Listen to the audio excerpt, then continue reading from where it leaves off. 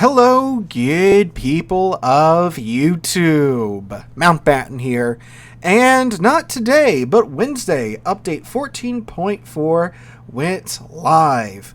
And with update 14.4 going live, we received a brand new mode, a mode that's completely new. It's not a recycled mode that Wargaming put out the game in the past, but is now trying to pass off as a new mode, a completely new mode that you should most definitely be playing, because not only is it fun, not only is it fresh, it's also a fantastic place to grind out credits and to grind out combat missions like the ones in the dockyard right now. We're going to go over this new mode and all that jazz in today's video. But before we do, about half of you guys watching are not subscribed to the channel, despite returning every single day to catch the latest video. So why don't you go down in the comments down below and hit that subscribe button, and while you're also down there by the comments in the description, leave a comment and like the video. The three things the YouTube algorithm loves to see. And now that I am done begging for your likes and your comments and your subscription, let's go ahead and talk about this new mode called Perilous Route. So Perilous Route has been unleashed on the servers in its full and final form. So what is Perilous Route if you haven't heard of it beforehand? It is a fantastic new mode. Now yes, it is PvE. Don't leave PvP players, because believe it or not, this is a far more challenging PvE mode than a lot of matches are in random battles. Let's just say you won't be walking over these bots like you walk over the enemy team in random battles, for a variety of reasons. One is just how the game mode actually works. So unlike other PvE modes that are very linear, very scripted, Perilous Route is the opposite of that. It's a random assortment of tasks set out before you, and you don't know what's going to happen until the game chooses a task for you. So the general way that a round of Perilous Route goes is that you have a command ship. It's been damaged and it needs to get through a couple of checkpoints before it can be restored to full functionality. And you have to escort it through these checkpoints. It will stop twice for repairs. And in between those stops, and at those stops too, you'll be tasked with a variety of objectives. You have a series of main objectives for you to complete and a series of side objectives to complete as well. The main objectives are of course required to continue on with the journey. For example, when you get to each of the two stops, you'll have a main objective to accomplish before the command ship will move on. But you also have these side objectives along the way that you should probably take care of, because they will make your life harder if you don't, in most cases. So as you're moving through the map, taking care of these primary objectives, you have secondary objectives spawning, and you'll have enemy ships just spawning at random.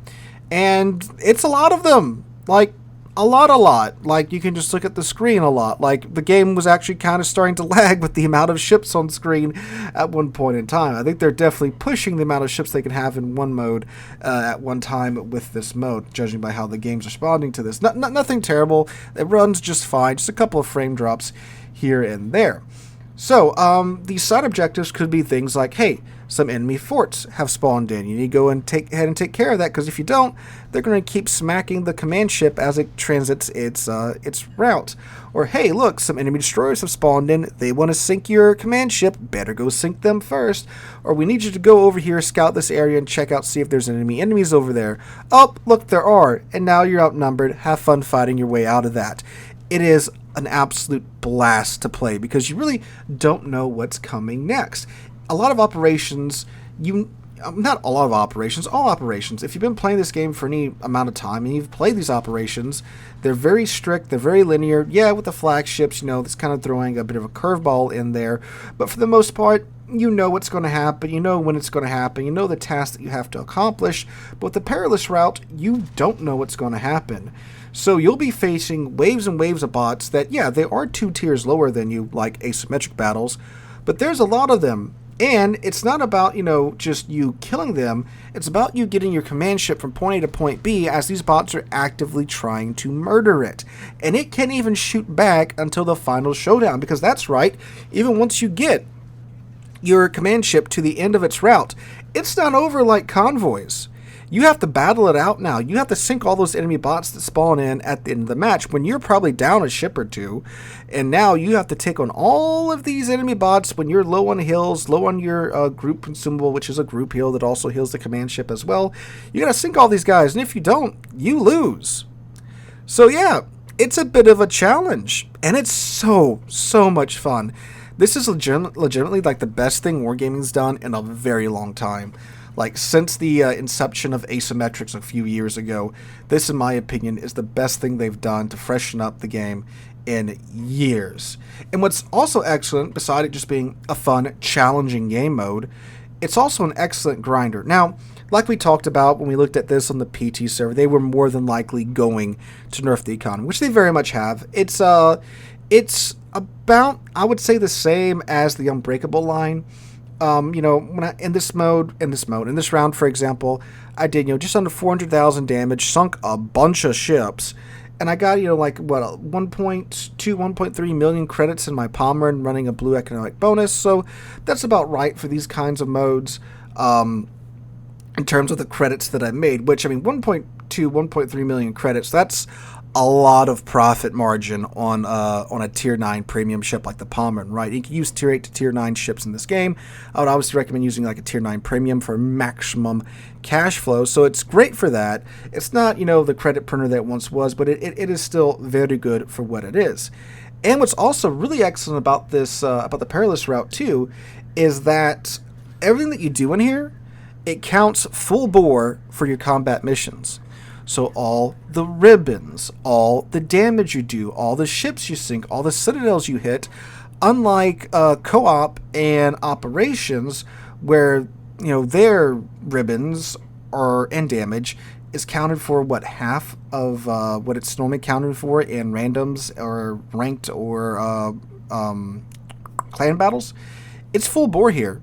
So the absurd number of secondary battery hits that I got in this mode, because, we're facing off against waves and waves and waves of, lower tier bots, they count full bore.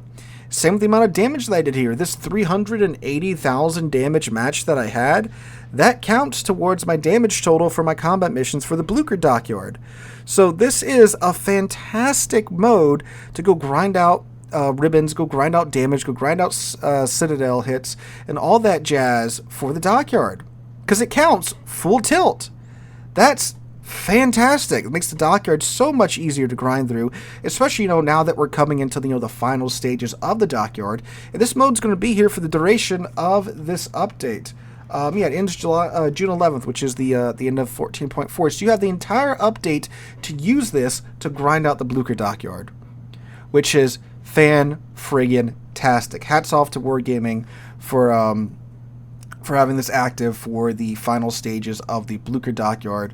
Wargaming gets called all these things, because people do get frustrated, and I get the game. The company does most certainly make some very frustrating decisions at times, and, I love this game, which is why I get really upset when they do make those decisions, but this is very much not one of those decisions. You have a wonderful PvE mode that is challenging, but it's most certainly doable, especially if you, get some, and we'll talk about that here in a second, get some more inclined team members, shall we say, to take part in the mode. It's challenging, but it's most certainly doable, and it's so replayable because no two matches are the same. You've got, I think it's 15 tasks that the game can pull from, and it has to give you, I believe, 5 tasks. 5 secondary objectives, 2 primary objectives out of those 15 tasks. So there's a lot of combinations it can throw at you in this mode. So it's way more replayable than, again, operations and such, because once you kind of get all the challenges done in the operations, that's kind of it. But with the Perilous Route, it's a different thing each time, which is fantastic, especially, again, when you're grinding through the Blucher dockyard and such. So, great. Good on Wargaming for having this out during the last stage of the Blucher dockyard. Now, of course, the teammates, of course, make or break this mode. And it is, once again, absolutely wild to me, the decisions that some players make when choosing to play Perilous Route, because just like Brawls, just like the Unbreakable line, why in the world are you clicking on the mode that is all about being aggressive and getting in the face of the enemy team. And then once again, you have players sitting in the back and being super passive and sniping. It's like, buddy, this command ship is moving. Whether or not you follow it or not, it's not like airship escort, which again is another mode that's, more about being aggressive, getting up in there, brawling and such. It is going with or without you. You got to be up there with it. You got to help it. You got to tank for it and such. And you still have teammates that are just so freaking passive in this mode, which in most cases will not cut it unless you are absolutely draining threes with every single shot you're taking. Now, if you're doing that, that's one thing, but of course, a lot of the players that I see being passive in the Perilous Route are not doing that. They're just kind of sitting in the back trying to snipe the bots and such. When the bots are full on W keying toward the command ship, like, they're not stopping. They're not going to sit back there and snipe you in return. They're just doing straight up like human wave tactics, but with pixel boats. So you got to get up in there and you got to take some hits, take some on the chin, and sink those bots and such. So it suffers from that, which is, of course, that is going to ruin your match if you get a couple of those guys that are just going to sit in the back and snipe the entire time, especially if they're your battleships, because man, battleships are so important in this mode, or like some of the heavier tankier cruisers that you can get at tier 9 are very important, because you have to get up in there. And again, the ship's not the command ship is not firing until the last checkpoint. So you got to get up there, you got to tank, you got to take those hits for your team and for the command ship, and you got to get it going, right? So you can't sit in the back and snipe. It's not that kind of mode. So definitely you got to get in there and do your thing. I've seen, I think in this round I get like 12 kills. Apparently, I've seen someone get 22 kills beforehand. It's like, yeah, you got to do some heavy lifting, right? But it's a fun mode.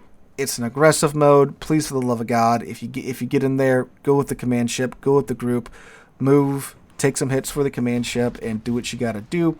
But it's a great amount of fun. I highly recommend you guys check it out.